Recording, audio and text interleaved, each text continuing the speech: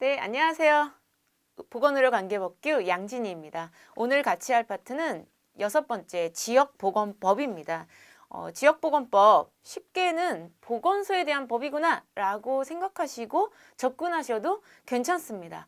물론 이 지역보건법에서 보건소에 대한 사항만 나오는 건 아니겠죠. 보건소 외에 보건지소, 그리고 보건의료원, 건강생활지원센터에 대해서도 같이 나옵니다. 자, 그러면 제가 지금 말씀드린 보건소, 보건의료원,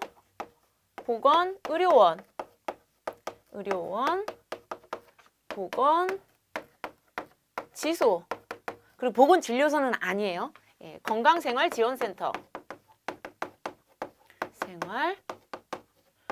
생활지원센터 얘네들을 지원센터 이런 것들을 뭐라고 부릅니까? 이런 것들을 지역보건 의료기관이라고 부릅니다.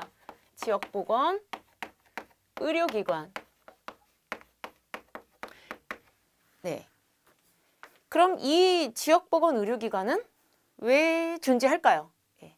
이거는 이제 그 지자체, 그 동네만의 특성을 반영해서 예를 들면 어떤 지역은 노인 인구가 뭐 65세 이상 인구가 엄청 많아. 어떤 지역은 중간계층, 뭐 30대, 40대, 중장년층, 뭐 청년층이 되게 많아. 이러면은 그 지역에 해당하는 지역 주민들을 위해서 들어가지는 어떤 보건의료적인 접근이 다르겠죠. 그래서 행정구역에 따라서 좀 이게 설치가 되는데 그 특성에 맞게끔 사업을 진행해서 건강 증진을 시키겠다, 질병을 예방하겠다, 관리하겠다 해서 이런 지역보건의료기관이 설치 운영되고 있는 겁니다. 이 지역보건의료기관, 보건소는 설치 기준 어디에다가 설치를 합니까? 하면은 굉장히 시험 문제에 많이 나오죠. 설치 기준.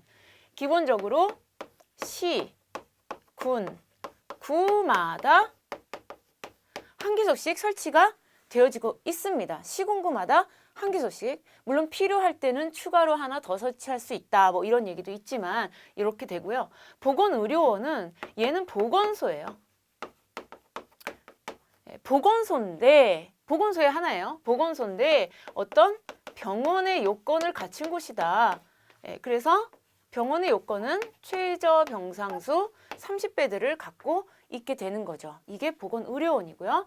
또 하나 보건지소. 보건지소는 시군구 밑에 어디에 설치되냐?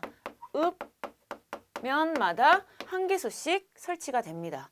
건강생활지원센터는요. 읍, 면, 동마다 그래서 각각의 하는 그 역할들이 또 뒤에 하나씩 나옵니다. 그 기능과 업무. 그게 11조에 나오는데 보건소의 11조? 예, 11조에 보건소의 기능과 업무 무엇이냐? 크게 5가지가 나옵니다. 이 지역보건법에서는 어쩌면 그 부분이 정말 기본적으로 가장 중요하다라고 할 수도 있겠죠. 그럼 얘네가 이 지역보건의료기관에서 일을 하려면 계획이란 걸 짜야 돼요. 계획이란 걸 짜야 사업을 효율적으로 운영을 할 수 있으니까요. 그러면 그냥 맨 땅에 계획만 짜냐? 아니죠.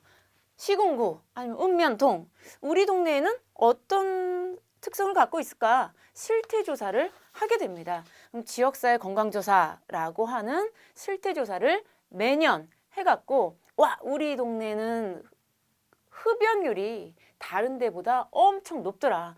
그러면 금연 사업을 좀 집중해서 해볼래. 이런 결론이 나올 수가 있겠죠. 그래서 그런 실태조사를 바탕으로 뭐가 수립되냐. 지역보건의료계획이 수립이 됩니다.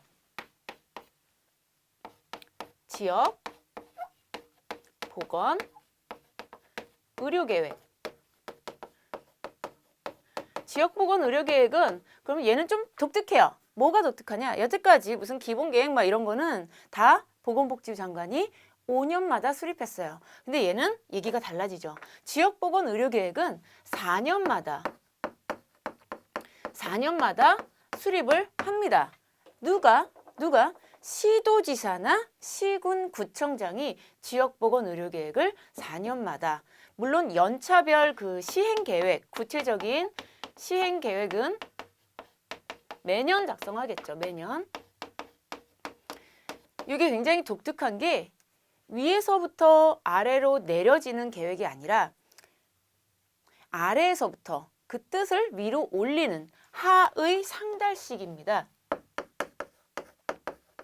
하의 상달식. 왜요? 밑에 뭔데요? 그래서 이 지역보건의료계획은 계획서가 두 가지가 나와요.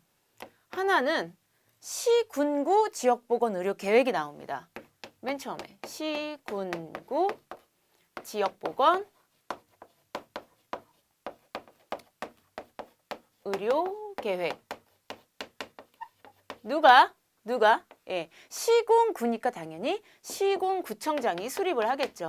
시군구청장이 시군구 지역보건의료계획을 수립해요.